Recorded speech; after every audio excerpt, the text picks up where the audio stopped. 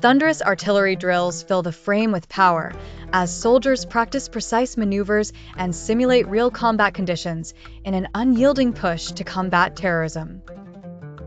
General Raheel Sharif stands before a large digital display in the heart of a well-guarded training camp.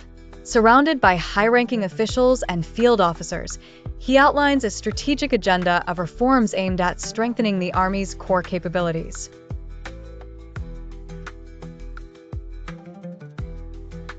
The era of change is now, Raheel declares, as the officers nod in agreement, preparing for a transformational journey.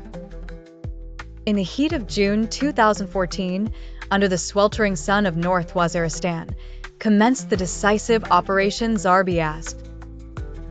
Maps covered in marks and annotations lay spread across Jonali's command table. Colonel Adnan Rafiq leans over, coordinating units across crackling communication lines with an air of urgency.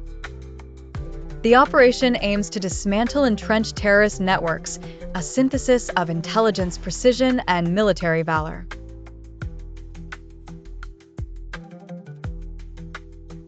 A panel of distinguished diplomats and military officials from various global nations fills an opulent conference room. General Raheel Sharif strides to the podium amidst a charged atmosphere. Articulating a blend of resolve and diplomacy, he advocates for international support in counterterrorism, extolling the need for joint operations and intelligence sharing. His words resonate, seeking to bridge gaps and align multinational efforts against a common adversary. The tension is palpable as military leaders converge in a dimly lit war room.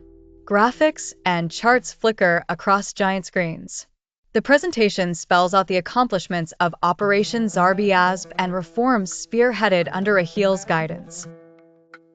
International Observer, a skeptical figure within the audience, raises probing questions. Yet, each interrogative is met with confident replies, backed by data, firm in the promise of progress. The room stands silent, absorbing the sheer scale of achievement.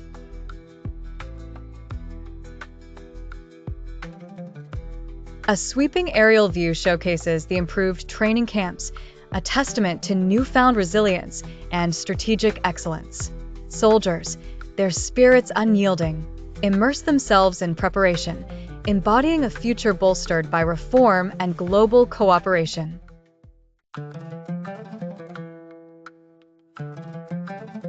Islamabad, the heart of Pakistan, awaits with bated breath.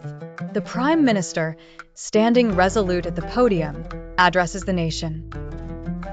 His speech resonates through the halls of power, echoing a vision for a thriving Pakistan amidst daunting economic challenges. Washington, D.C.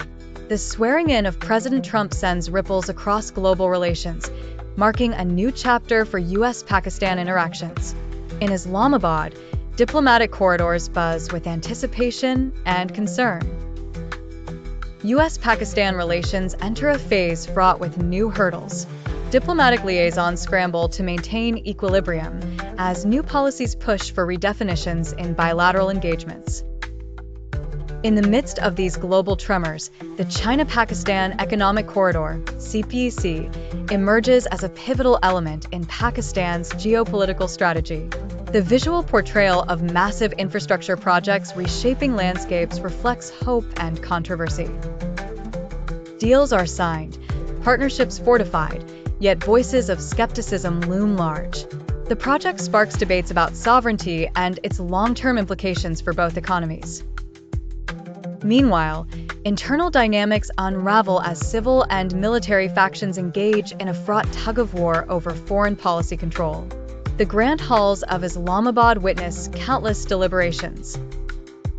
Civilian leaders and military chiefs often clash behind closed doors, as whispers about prioritizing economic stability while safeguarding regional security permeate media cycles. Lights dim at an international conference. Pakistani representatives stand firm, confronting a barrage of criticisms from Western allies. Tension fills the air as accusations of over-reliance on China surface.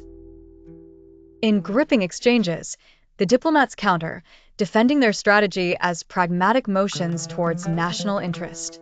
The atmosphere crackles with tension and high stakes. National honor is at play. As the conference concludes, alliances show signs of strain and resilience. Back in Pakistan, reflections on foreign policy strategies incite change and adaptation. Emphasis shifts towards nurturing diversified alliances, not solely based on economics, but shared values and future aspirations. The country, while young and fierce, recognizes the need for balance in its international relations.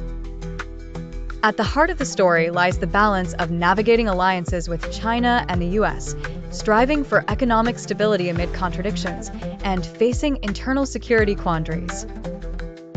The narrative encapsulates Pakistan's fight not just within its borders, but in an arena of global interdependence, striving to forge a path for its future amidst fractious international intrigue.